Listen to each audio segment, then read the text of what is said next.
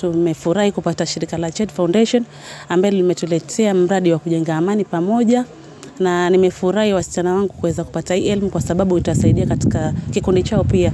Katika vikundi pia huwa kuna mzozano. Kwa hivyo vile wamepata hii elimu itaweza kuwasaidia. Na bila kuwa na amani, masuala ya GBV hayatoisha.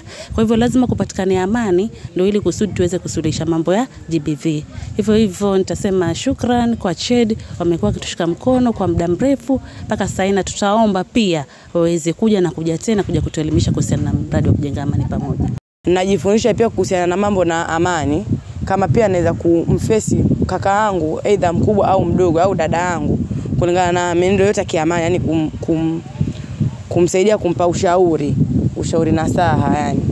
Najifunza kuwa naweza kuwa na uwezo wa kufanya biashara na pia mweza kusaidia mtu kumkuza na kumfunza jinsi gani ya kumpa idea za kufanya biashara.